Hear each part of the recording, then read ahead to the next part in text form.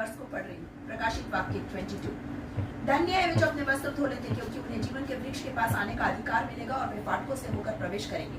पर कुत्ते, टोन्हे और व्यभिचारी, हत्यारे, मूर्ति पूजक और हर एक झूठ का चाहने वाला और गढ़ने वाला बाहर रहेगा।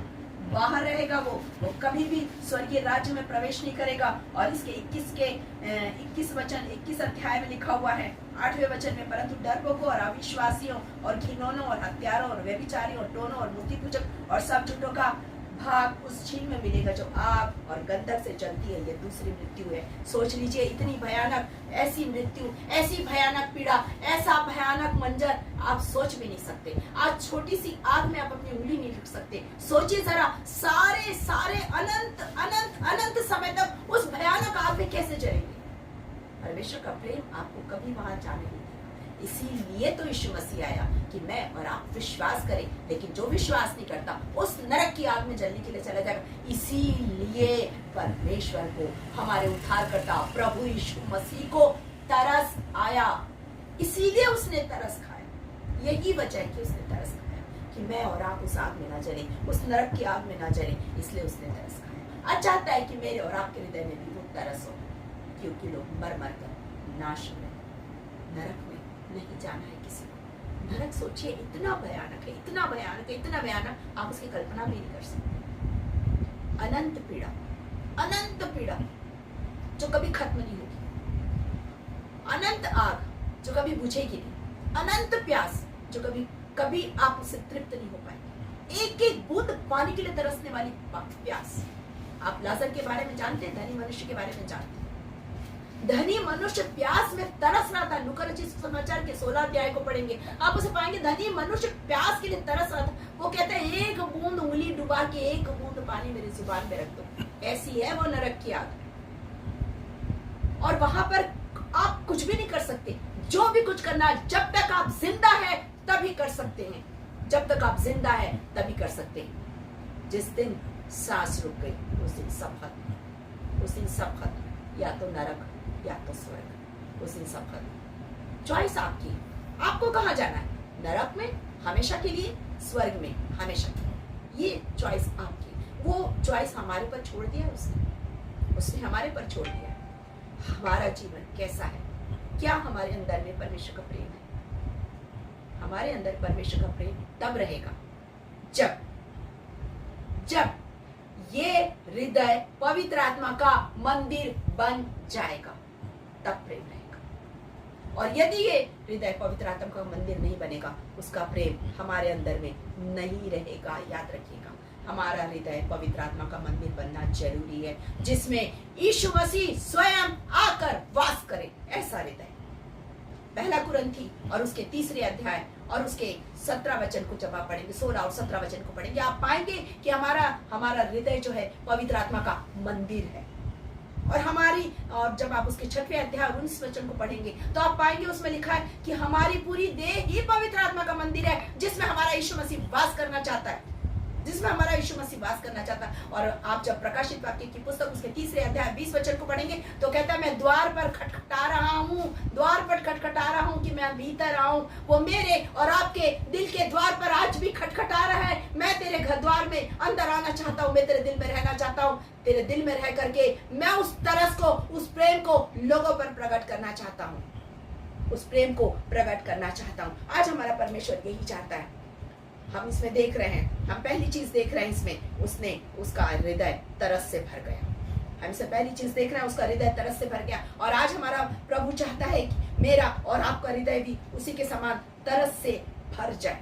क्योंकि आज भी लोग दिशाहीन हैं, आज भी लोग भटक रहे हैं, आज भी लोग लुढ़क में लेट के और नंगे पांव चल के और पानी में डूब के और पहाड़ों पर चढ़ के मोक्ष पाने की आशा रखे हुए हैं, मुक्ति पाने के लिए भटक रहे हैं। मुक्ति तो मेरे और आपके पास में है। यीशु मसीह ने मुक्ति तो मुझे और आपको दी और बोला, मुक्ति का ये मार्ग तुम लोगों को भी दिखाओ। वो चाहता है कि मुक्ति का ये मार्ग मैं और आप लोगों को दिखाए। वो तो हमारे पास में है, और जब तक हम नहीं दिखाएंगे तब तक कोई नहीं दिखाएगा। उसने मुझे और आपको ज्योति बनाया है। बाइबल हमसे कहती है, मत्ती रचित सुसमाचार उसके 5वें अध्याय को जब आप पढ़ेंगे, मैथ्यू चैप्टर 5 वर्स 14, वहां पर लिखा है, तुम जगत की ज्योति हो, मैं और आप जगत की ज्योति, क्योंकि उसने अपनी ज्योति मुझे और आपको दी। उसने मुझे और आपको दी। हम तो अंधकार में थे ना, हमने एशिया में देखा, हम अंधकार में थे, हम मृत्यु के देश में थे। उसने आया, जीवन दिया और कहा मैं तुम्हें बहुतायत का जीवन देता। उसने कहा तुम जगत की ज्योति, उसने मुझे और आपको जगत की ज्योति बनाया। उसने कहा तुम पृथ्वी के नमक हो, मुझे और आपको उसने पृथ्वी का नमक बनाया। ये बेस्वाद संसार में मैं और आप नमक बन जाए, इस अंधकार भरे संसार में मैं और आप ज्योति बन जाए। इसीलिए तो यही तो है परमेश्वर का प्रेम। आज चाहता है कि लोग बच जाए, आज चाहता है कि लोग बच जाए। तो तरस का हृदय हमारे अंदर भी होना चाहिए। दूसरी चीज हम इसमें पाते हैं, वो पाप में मरे हुए थे, वो पाप में थे, उनका जीवन पाप में था, अंधकार में था, बुराई में था। और तीसरी चीज हम पाते हैं कि उनका वो नरक की ओर जा रहे थे, क्योंकि उनके पास कोई भी चरवाहा नहीं था और वे भटके हुए भेड़ थे। यहाँ पर लिखा है कोई रखवाला ना हो, व्याकुल और भटके हुए थे। वो व्याकुल थे, वो भटके हुए थे, इसलिए वो नरक की ओर बढ़ते चले जा रहे थे, वो नरक की ओर बढ़ते चले जा रहे थे। आज परमेश्वर चाहता है कि हम उनके लिए वो गंतव्य स्थान बताएं। हम बताएं कि कहाँ पर जाना है, कहाँ पर जाना है, ये मैं और आप बताएं। मुझे और आपको उसने चरवाहा ठहराया है, मुझे और आपको उसने चरवाहा ठहराया है। जब भी आप पहला पत्रस और उसके दूसरे अध्याय और उसके 9 वचन को पढ़ेंगे, 1 पीटर चैप्टर 2 वर्स 9, आप उसमें पाएंगे परंतु तुम एक चुना हुआ वंश हो, राजपदधारी हो, याजकों का समाज हो। वहां पर लिखा है हम चुना हुआ वंश है। पहला पत्रस दूसरा अध्याय 9 वचन में लिखा है हम चुना हुआ वंश, हम राजपदधारी याजकों का समाज है। इसका मतलब ये कि आप और मैं हम याजक हैं, आप और मैं हम याजक हैं। तो हमारा ये कर्तव्य है कि उन भटके हुए लोगों के लिए मैं और आप याजकीय कार्यों को करें। याजक क्या करता था? जब आप लय व्यवस्था की पुस्तक को पढ़ेंगे, याजकीय कार्य दिए गए। याजक लोगों के पापों के लिए क्षमा मांगता था। इससे पहले वो अपने पापों की क्षमा मांगता था, उसके बाद वो लोगों के पापों के लिए क्षमा मांगता था परमेश्वर से। आज परमेश्वर चाहता है कि मैं और आप उसी याजकीय कार्य को करें, उसी मध्यस्थता के कार्य को करें जो मध्यस्थ बनकर हमारा प्रभु यीशु मसीह संसार में आया।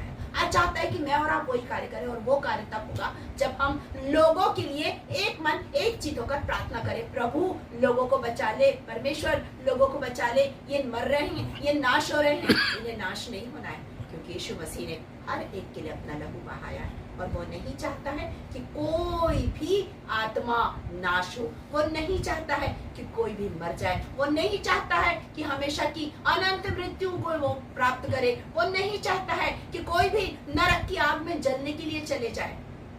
आप योना के बारे में जानते हैं। जब आप योना की पुस्तक को पढ़ेंगे, योना की पुस्तक को जब आप पढ़ेंगे, उसमें लिखा हुआ है कि परमेश्वर ने योना को एक आज्ञा दी, निनवे नगर में जाओ और जाकर उसे बचाओ, उसे जाकर बचाओ, निनवे नगर में जाके उसे बचाओ। क्यों? क्योंकि परमेश्वर निनवे नगर से भी प्रेम करता है। अब योना की पुस्तक और उसके आखिरी 4थे अध्याय को निकालिए, योना की पुस्तक और उसके 4थे अध्याय, और 4थे अध्याय के अंतिम वचन में आप पाएंगे, वहां पर लिखा है कि वहां पर क्लियर लिखा हुआ है कि परमेश्वर का प्रेम कितना महान है। मैं आपके लिए पढ़ देती हूँ 4थे अध्याय योना चैप्टर 4 और वर्स 10 से पढ़ रही हूँ। तब यहोवा ने कहा, जिस रेड़ के पेड़ के लिए तूने कुछ परिश्रम न किया, न उसको बढ़ाया, जो एक ही रात में हुआ, एक ही रात में नष्ट हुआ, उस पर तूने तरस खाई। फिर यह बड़ा निनवे नगर, जिसमें 1,20,000 से अधिक मनुष्य, जो अपने दाहिने बाएं हाथों का भेद नहीं पहचानते, बहुत से घरेलू पशु भी उसमें रहते, तो क्या मैं उस पर तरस ना खाऊं? आज संसार में कितने लोग हैं, आज संसार में कितने लोग हैं जो मर रहे हैं, जो नाश हो रहे हैं। क्या उन पर परमेश्वर को तरस नहीं है? इतना तरस है, तभी तो उसने मुझे और आपको चुना है। इतना तरह से परमेश्वर के प्रति। वो जिस तरह मुझसे प्यार करता है वो उसी तरह संसार के सारे लोगों से प्यार करता है। उसने जिस तरह मेरे लिए अपनी जान दी उसी तरह उसने सारे लोगों के लिए जान दी। लेकिन ये उनको कौन बताएगा? उनको मैं और आप बताएंगे, और कोई नहीं बता सकता। परमेश्वर ने हमारे जीवन में बहुत अद्भुत कार्य किए। जब आप अपने जीवन को पलट के देखिए, जिस दिन आप पैदा हुए उस दिन से लेकर आज तक देखिए परमेश्वर कितने अद्भुत कामों को करता है। मैं तो कह सकती हूँ कि मेरे जीवन में परमेश्वर इतना प्रेम करता है कि वो अद्भुत कामों को करता है। और जब मैं दाएं या बाएं मुड़ने लगती वो मुझे रोकता है। ये उसका प्रेम, ये उसका अद्भुत प्रेम कि वो मुझे और आपको रोकता है कि आप इस रास्ते पर मत जाओ, इस रास्ते पर जाओ, क्योंकि वो मुझे और आपको प्रेम करता है। मैं आपके बीच में गवाही बांटना चाहती हूँ। मैं मिनिस्ट्री करती हूँ पंजाब में लगभग मैं बहुत से शहरों में घूम चुकी हूँ।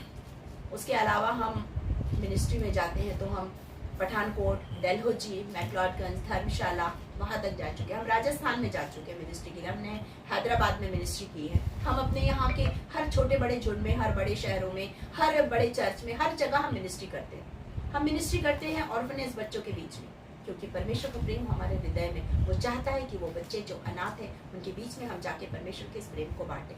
हम वृद्धाश्रम में मिनिस्ट्री करते हैं। तो जब हम पंजाब में मिनिस्ट्री कर रहे थे और जब हम वहाँ पर मिनिस्ट्री कर रहे थे तो ऐसा हुआ कि फिरोजपुर में हमारा मीटिंग चल रहा था। और फिरोजपुर के बाद उन्होंने कहा बटाला में भी मीटिंग है फिरोजपुर से। और हमने सोचा कि नहीं, मैं और मेरे हस्बैंड ने सोचा कि नहीं, अब बहुत हो गया, बहुत समय से हम इधर मिनिस्ट्री कर रहे हैं, अब हम जलंधर हमें जाना है। जलंधर में हमें लगातार बुला रहे थे और हमें जलंधर जाना है। तो हमने अपनी तैयारी करी और हमने उनसे कहा नहीं, बटाला हम नहीं जाएंगे, पास्टर साहब उस मीटिंग को आप ले लीजिए। और हम जलंधर जाने के लिए अपना सामान पैक किया। और पास्टर साहब का बेटा, वो भी पास्टर है, वो और उनकी वाइफ ने डिसाइड किया कि वो हमें जलंधर तक छोड़ देंगे, क्योंकि वो शाम को जलंधर में प्रचार करते, तो वो हमें छोड़ देंगे। तो हम वहाँ जाने के लिए पूरी तैयारी कर चुके थे और बस हमें निकलना ही था। उसी समय अचानक मेरी बेटी का फ़ोन आया और उस समय मेरा नाती सिर्फ 11 महीने का था और वो बहुत अचानक उसको तेज बुखार आ गया और वो बहुत ज़्यादा बीमार हो गया। बहुत तेज बुखार, उतर ही नहीं रहा था। और उसने बोला मम्मा इसको बहुत तेज बुखार है, उतर भी नहीं रहा है और वो कैसे कैसे कर रहा है। मैंने उसको कहा डॉक्टर के पास ले जा। वो डॉक्टर के पास लेकर गई। डॉक्टर ने कुछ दवाई दी, उसके बाद वो वापस आ गई। वापस आने के बाद में उसकी तबीयत और ज़्यादा बिगड़ गई। इतनी बिगड़ गई कि उसकी पूरी आंखें ऊपर चली गई, वो बेहोश हो गया और वो बिल्कुल हाथ पर भी नहीं ला रहा था। वो मतलब एकदम मरणासन बोलना चाहिए, उस कंडीशन में पहुंच गया बच्चा। और तब मेरी बेटी उसको लेके हॉस्पिटल के लिए निकली और उसने फ़ोन किया, मम्मा रुएल की तबीयत बहुत ज़्यादा ख़राब हो गई, इसको हॉस्पिटल लेके जा रहे हैं क्योंकि ये तो बेहोश हो गया है। और हम एकदम से घबरा गए। उसके पहले भी हमने प्रार्थना की और कहा वो ठीक हो जाएगा, लेकिन अब हम फिर से घुटने में प्रार्थना करने लगे। पास्टर साहब जिनके हम ठहरे हुए थे, वो उनकी पूरी फैमिली, हम सब मिलकर घुटने में प्रार्थना कर रहे थे, लगातार प्रार्थना कर रहे थे कि सब कुछ ठीक हो जाए। और उसके बाद मैं फ़ोन लगा रही थी बेटी को और बेटी फ़ोन ही नहीं उठा रही थी। मैं बहुत ज़्यादा डर गई। हम दोनों पति पत्नी बहुत बुरी तरह डर गए कि क्या हुआ, कैसे फ़ोन नहीं उठा रही, क्या हुआ रुएल को, क्या हुआ रुएल को। और इतनी घबराहट थी हमारे अंदर। और हम जब प्रार्थना कर रहे थे, उसी समय परमेश्वर की आत्मा ने हमें बताया, कि हमें बटाला जाना है, हमें जलंधर नहीं जाना है। ये हमारी गलती है, हम एकदम थक रहे थे। अरे परमेश्वर, सच में हमसे गलती हो गई, हमें बटाला में जाना है, हम क्यों जलंधर जा रहे हैं। आज उस गलती के कारण हमारा नाती के ऊपर ये तकलीफ आ गई और हमने प्रार्थना की, परमेश्वर से क्षमा मांगी। हम दोनों ने, मैंने और मेरे हस्बैंड ने, हमने मिलकर प्रार्थना की, परमेश्वर से क्षमा मांगी। और फिर हम जलंधर जाने की वजह हमने डिसाइड किया कि हम बटाला जाएंगे। अभी तक हमें कुछ पता नहीं चल रहा था। हमें इतना मालूम था कि वो हॉस्पिटल में एडमिट कर दिए हैं और उसको अंदर ले गए हैं और अभी तक कुछ खबर नहीं आई बाहर। और हम उसमें तकलीफ में, उसी दुख में हम गाड़ी में बैठे और हम बटाला के लिए निकले। अब हमारा जलंधर जाने का प्रोग्राम कैंसिल हो गया। हालांकि बेटी से फ़ोन पर बात करके हमने पहले कहा था कि हम जलंधर जा रहे हैं, वहीं से हम फ्लाइट पकड़कर तुम्हारे पास आ जाएंगे। लेकिन जब परमेश्वर की आत्मा ने हमें बताया कि हमें बटाला जाना है, तो हम गाड़ी में बैठे, परमेश्वर से क्षमा मांगे कि हमें बटाला ही जाना है। और हम गाड़ी में बैठे और हम उनके घर से थोड़ा आगे गए और रास्ते में रेलवे फाटक आ रहा है, वहाँ हम रुके हुए थे और मैं लगातार रो रही थी और प्रेयर कर रही थी। और अचानक मेरा ध्यान ऊपर आसमान की तरफ गया। और जब मैंने आसमान की तरफ गया मेरा ध्यान, तो मैंने वहाँ पर क्रॉस को देखा, क्रूस क्लियर क्रूस था, बड़ा सा क्रूस मैंने देखा। और मैंने अपने हस्बैंड को बताया, पास्टर साहब के बेटा और बहू हम चारों ने देखा वहाँ पर क्रूस था। और हम वहाँ से आगे बढ़े। मैंने सोचा थोड़ी देर के लिए ही होगा। उसने कहा ऐसे कुछ बादल होगा, लेकिन आप विश्वास नहीं करेंगे, वो क्रूस हम जितनी जगह हम मुड़ते गए, इधर मुड़ते हम उधर मुड़ते, हम मुड़ते जाते, वो क्रूस हमारे साथ वहाँ मुड़ता चला गया। और एक जगह हम ठहरे क्योंकि वो लोग भी थक गए थे और हम भी थोड़ा सा रुके, पानी वानी पिए, थोड़ा चाय पियेंगे करके। और हम वहाँ रुके तो वहाँ एक फॉरेन के कुछ लोगों का एक ग्रुप आया हुआ था, प्रेयर वॉरियर लोगों का। और ये परमेश्वर के द्वारा भेजे हुए दूत थे हमारे लिए, क्योंकि हम बहुत परेशान थे, हम बहुत दुखी थे और हम लगातार आंसू बह रहे थे आंखों से। और वहाँ पर जब हम रुके और उन्होंने हमसे बातचीत की तो हमने मिलकर सबने मिलकर प्रेयर किया। और प्रेयर करने के बाद उन्होंने एक ही बात कही, सिस्टर आप चिंता मत कीजिए, आप आराम से जाइए प्रचार के लिए, 4 बजे तक आपका नाती बाहर आ जाएगा, आईसीयू में जहाँ रखे वहाँ से बाहर आ जाएगा। और हम प्रार्थना किए और हम आगे निकले। जब हम आगे निकले तो मैंने सोचा शायद यहीं तक रहा होगा क्रॉस, लेकिन जैसे मैंने अपने दृष्टि आसमान की ओर लगाई, देखा तो क्रॉस वहाँ था। और वो पूरा क्रॉस हमें बटाला तक पहुंचाया। आप विश्वास नहीं करेंगे, हम बटाला में पहुंचे और वहां क्रॉस जिस स्थान पर हमें पहुंचना था वहां जाके रुक गया। ठीक उसी तरह जैसे ज्योतिषियों को उस तारे ने मार्ग दिखाया, हमें भी उस क्रूस ने मार्ग दिखाया और हम उस स्थान पर पहुंचे। और हम जब वहां पहुंचे आश्चर्यचकित रह गए। हजारों की भीड़ वहां जमा थी और हमारा इंतजार हो रहा था वहां, हजारों की भीड़। और वो दोपहर को 2 बजे से बैठे हुए थे, कुछ लोग तो सुबह से आ गए थे, गांव से लोग आए थे, ट्रैक्टर में भर के आए थे। और फरवरी का महीना था और बहुत भयानक ठंड थी। शायद पंजाब के लोग जो अगर सुन रहे हो आप जानते होंगे कि वहाँ भयानक ठंड होती है। और वहाँ बहुत भयानक ठंड थी और वहाँ आराधना शुरू हुई। और वाकई में बेटी ने फोन करके बताया कि बच्चा आईसीयू से बाहर है, अभी वार्ड में रखे। हमने परमेश्वर को धन्यवाद दिया। और उसके बाद वचन वहां पर आराधना हुई। हमने परमेश्वर की उपस्थिति को वहां पर देखा, साक्षात देखा कि परमेश्वर की उपस्थिति वहां पर है। और उसके बाद क्या, उसके बाद उस आराधना के चलते चलते 12 बजे मुझे माइक दिया गया वचन के प्रचार के लिए। इतनी ठंड थी कड़ाके की और मैं स्वेटर और शॉल ओढ़ी थी, लेकिन जब मैंने वचन का प्रचार करना शुरू किया, पवित्र आत्मा की सामर्थ उतरी। और वो कहाँ ठंड और कहाँ क्या, जो वहां पर प्रचार हुआ और जो वहां चंगाई हुई, जो वहां दुष्ट आत्मा निकाली गई, अद्भुत हुआ। 2 बज चुका था, हम लगातार प्रचार में लगे हुए थे, लोग वहां सुन रहे थे, लोग वहां गीतों को गा रहे थे, लोग वहां चंगाई को पा रहे थे। परमेश्वर वहां अद्भुत कार्य हमारे जीवन से करवाना चाहता था, इसीलिए वो वहां लेके जा रहा था। और हम दूसरी जगह जा रहे थे,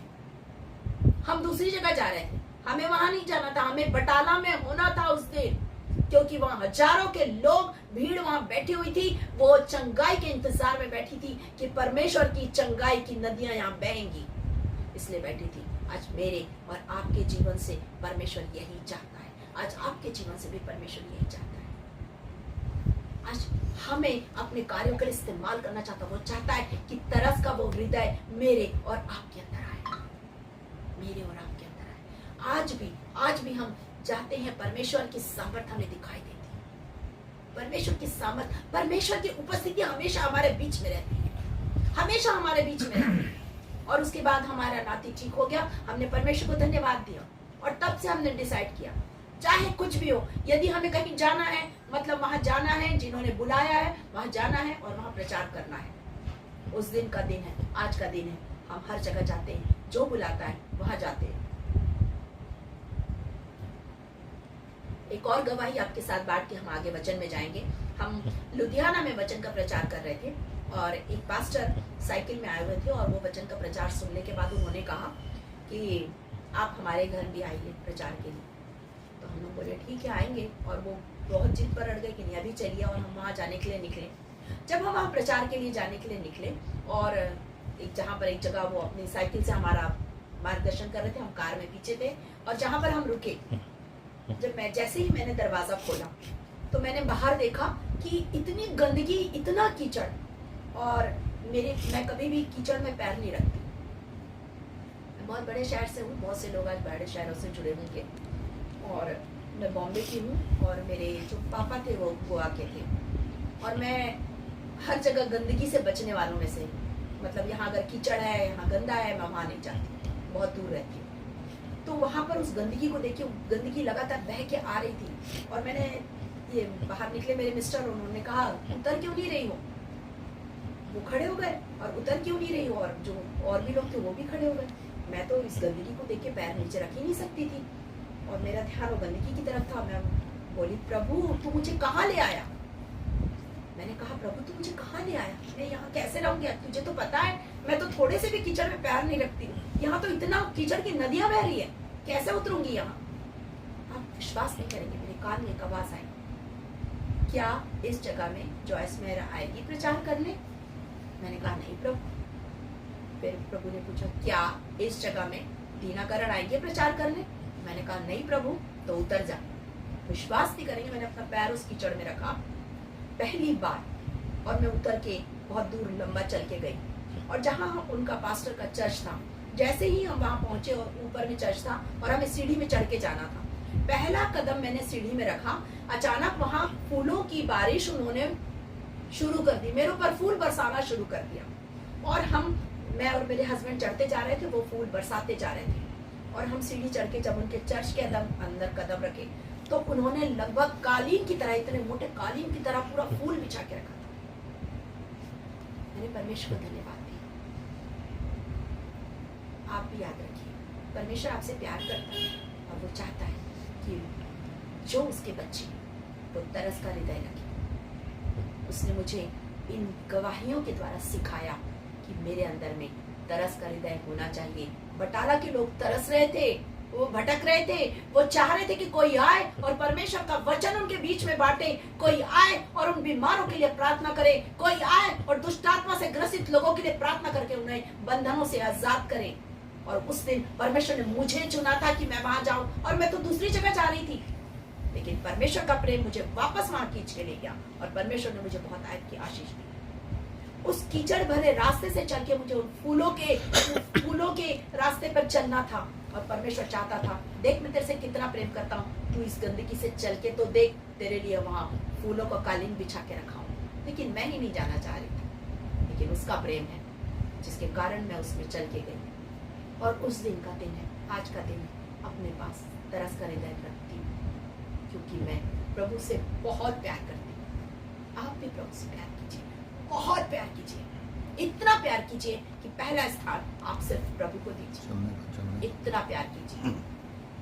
प्रभु आपसे प्यार करता है और वो चाहता है आप भी उस प्यार को करें। यहाँ पर हम देख रहे हैं तरस का हृदय। हमने पहली चीज देखी तरस का हृदय, हमने पहली चीज देखी तरस का हृदय। हम दूसरी चीज देख रहे हैं, वहां कोई रखवाला नहीं था, वो व्याकुल थे, वे भटके हुए थे। हम यहाँ दो चीजों को देख रहे हैं। आज प्रभु आपसे भी पूछ रहा है, आज भी लोग संसारिकता में खोए हुए हैं, आज भी लोग व्याकुलता में हैं, आज भी लोग भटके हुए हैं, आज भी वो चाहता है कि हम उससे प्रेम करें, इतना प्रेम करें। वो आज भी मुझसे और आपसे प्रश्न पूछ रहा है, आज भी वो मुझसे और आपसे प्रश्न पूछ रहा है। आप मेरे साथ निकालिए यूहन्ना रचित सुसमाचार और उसका 21 अध्याय 21 और उसके 15 वचन से 17 वचन तक जब आप पढ़ेंगे तो आप उसमें पाएंगे कि उसने पतरस से पूछा, क्या तू मुझसे प्रेम रखता है?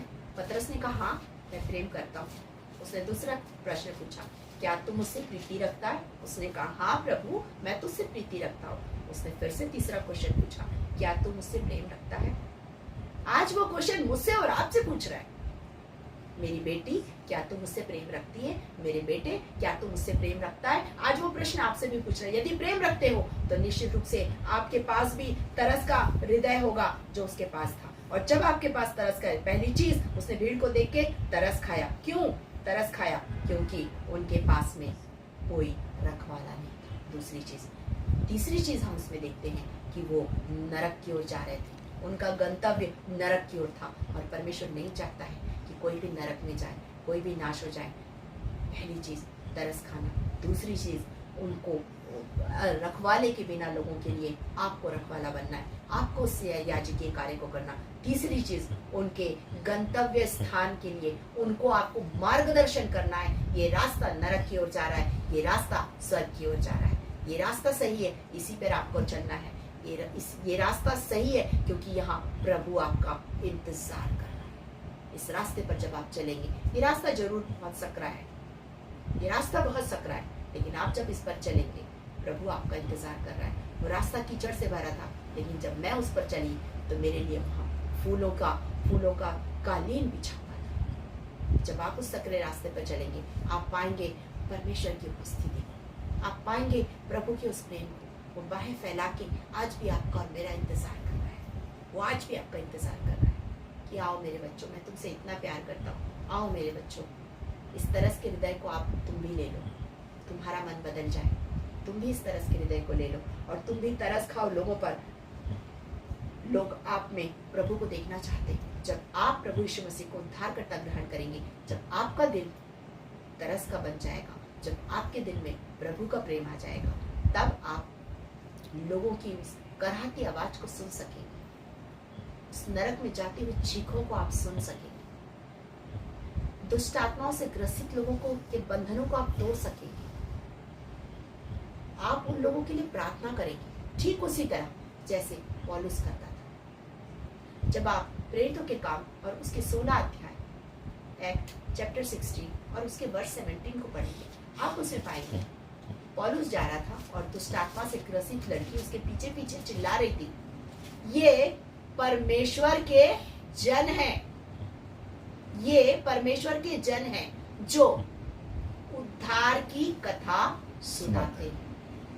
ये परमेश्वर के जन, जब मैं और आप प्रभु यीशु मसीह को उद्धारकर्ता ग्रहण करेंगे, उसका हृदय मेरा हृदय बन जाएगा, मेरे अंदर उसका हृदय आ जाएगा, तरस से भरा हुआ, प्रेम से भरा हुआ, क्षमा से भरा हुआ, दया से भरा हुआ, करुणा से भरा हुआ वो हृदय आ जाएगा। और तब मैं और आप व्याकुल लोगों को, चरवाहे के बिना भटके हुए लोगों को के लिए याजकीय प्रार्थना करेंगे और तब हम उनको नरक में जाने से रोकेंगे, खींचेंगे और उन्हें स्वर्ग की ओर अपने साथ लेके जाएंगे, अपने साथ स्वर्ग की ओर लेके जाएंगे।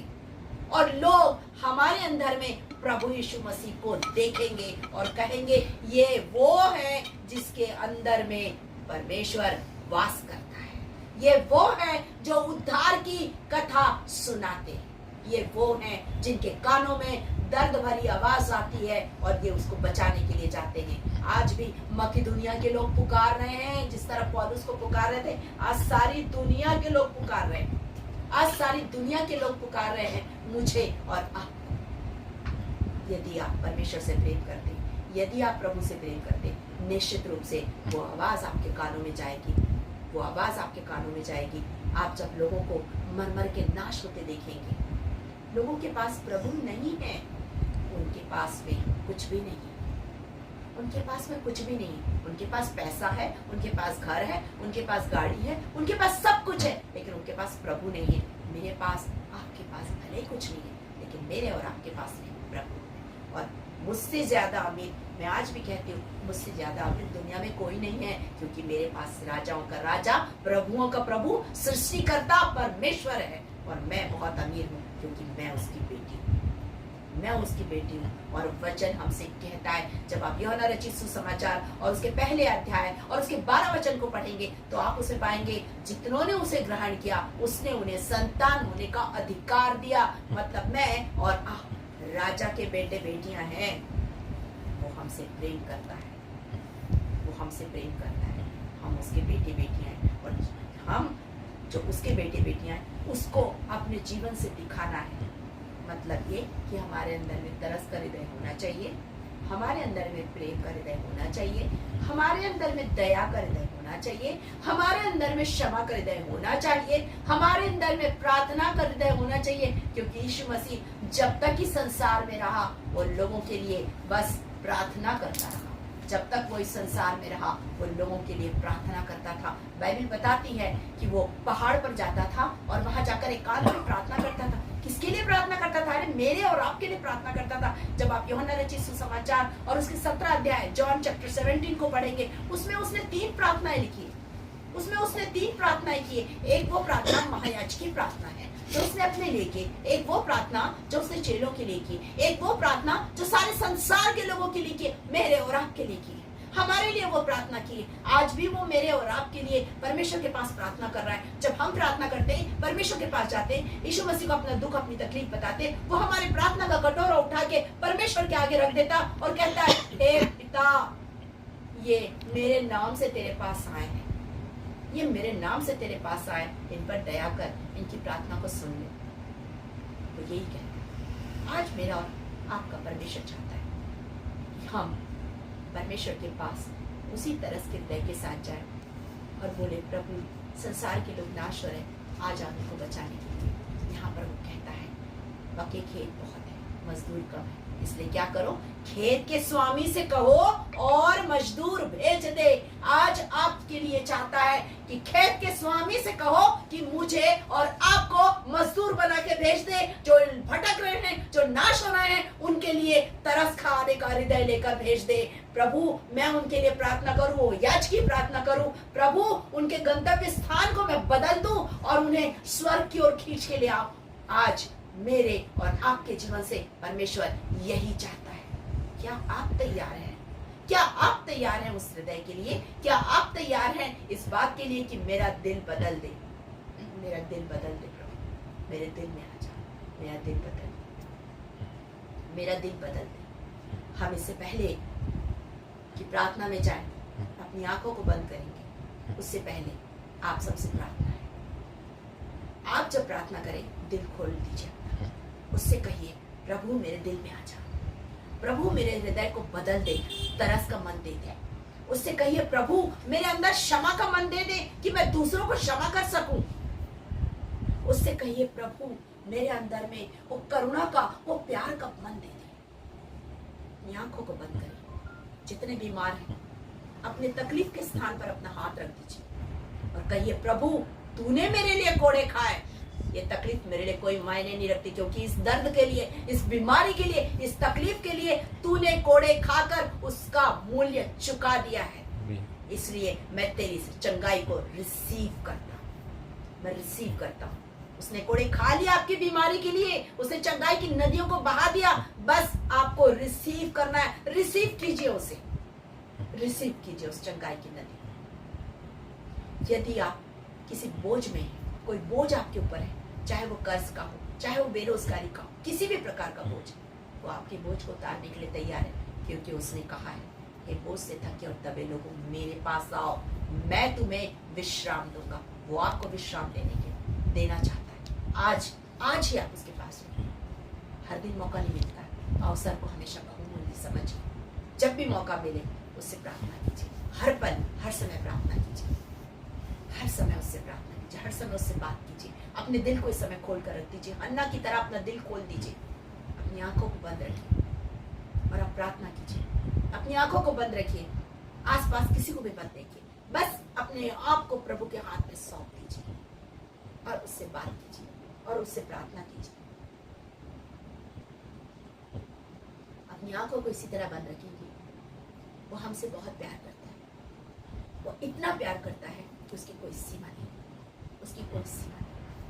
जीत लिया है मुझे तेरे प्यार ने, छू लिया है मुझे तेरी दया ने, ढूंढ लिया है मुझे तेरे अनुग्रह ने। ऐसा प्यार, ऐसा प्यार, ऐसा प्यार, ऐसा प्यार है किया। आज प्रार्थना कीजिए उससे, वो आपसे बहुत प्यार करता है। अपनी आंखों को बंद रखिए, क्योंकि पवित्र आत्मा की सामर्थ्य इस समय आपके बीच में उतर रही है। यदि आप बीमार हैं, वो आपको छू रही है। यदि आप किसी प्रकार का बोझ रखें, वो आपके उस बोझ को उतार रही है। वो आपके बीच में है, वो आपके बीच में है। आपका प्रभु आपके बीच में है। वो आपको आज सामर्थ्य स्पर्श दे रहा है। उस स्पर्श को ग्रहण कीजिए। आपका प्रभु आपके बीच में है। वो कह रहा है, मैं तुझसे बहुत प्यार करता हूँ मेरी बेटी, मैं तुझसे बहुत प्यार करता हूँ मेरी बेटी। अपनी सारी समस्याओं को लेके आ जा, क्योंकि वो समस्याएं बहुत छोटी है और उसका समाधान तो मैंने पहले ही कर दिया है। तू आ जा, बस आज आ जाइए प्रभु के पास। अपनी आंखों को बंद रखिए, हालेलुया, हालेलुया, हालेलुया। राजाओं के राजा, महाराजा धीराज परमेश्वर, हम आपका धन्यवाद करते हुए इस समय आपके पास आते हैं पिता। जितने लोग इस समय सुन रहे हैं, आने वाले दिनों में जितने भी लोग सुनेंगे प्रभु जी, एक एक जन के लिए आज हम प्रार्थना करते हैं पिता। दयालु और महान परमेश्वर पिता, अपने सामर्थी स्पर्श से हर एक को छू लीजिए पिता। आज एक एक को छू लीजिए पिता। जो बीमार है इसी समय चंगाई को रिसीव कर सके। चंगाई की नदियों उनके जीवन के लिए बह रही है। हम प्रार्थना करते हैं एक एक जन इस समय चंगाई को रिसीव कर ले। जो बोझ के साथ आए पिता, उनके बोझ को उतार दीजिए राजा। सामर्थी परमेश्वर उनके जीवन में आप काम कीजिए। जो बेरोजगार है आज उनके लिए रोजगार दीजिए पिता। जो निसंतान है बड़ी आशा से आपके पास आते हैं, संतान की आशीष दे दीजिए खुदा। ओ राजा, उनकी कोख को आशीषित कीजिए पिता। हम प्रार्थना करते हैं जो शादी के लिए तैयार है उनके लिए विवाह योग्य वर और वधू दे दीजिए प्रभु। एक अच्छा विश्वासी घराना स्थापित हो सके पिता परमेश्वर। एक एक जन के लिए आज हम प्रार्थना करते हैं, दया कीजिए खुदा। आप दयालु परमेश्वर हैं, आप सामर्थी परमेश्वर, आप सर्वशक्तिमान परमेश्वर। आज के वचन के लिए धन्यवाद देते हैं, प्रार्थना करते पिता आप हम सब के जीवन में आकर कार्य कीजिए। धन्यवाद देती हूँ खुदा, जब मैंने अपने आप को शुरू किया आपने मुझे पवित्र आत्मा की सामर्थ्य से भरकर मेरा उपयोग किया। आपका धन्यवाद करती हूँ। एक बार फिर से प्रार्थना करती हूँ पिता परमेश्वर, जीसस अनॉइंटिंग वर्शिप ग्रुप के पिता इन्हें बहुतायत की आशीष दीजिए पिता। इस ग्रुप से जितने लोग जुड़ते हैं एक एक जन को आशीष दीजिए। पूरी टीम को आशीषित कीजिए। भाई किशोर मसीह को आशीषित कीजिए। बहन सोना मसीह को आशीषित कीजिए। एक एक को आशीषित कीजिए प्रभु जी। आपकी दासी होने के नाते एक एक के लिए आशीष और कल्याण की घोषणा करती हूँ। आपका धन्यवाद धन्यवाद धन्यवाद करती हूँ। सारी आदर महिमा आपको देती हूँ और ये प्रार्थना यीशु मसीह के मधुर और मीठे नाम में होकर मांगती, सुनिए और ग्रहण कीजिए। आमीन। हम सब आशीष ग्रहण करेंगे। अपनी आंखों को इसी तरह बंद रखेंगे और हम आशीष ग्रहण करेंगे। हमारे उद्धारकर्ता प्रभु यीशु मसीह का अनुग्रह, परमेश्वर पिता का प्रेम और पवित्र आत्मा की संगति और सहभागिता हम सबों के साथ अब से लेकर युगानुयुग बनी रहे। आमीन। परमेश्वर आप सबको आशीष दे। Praise the Lord.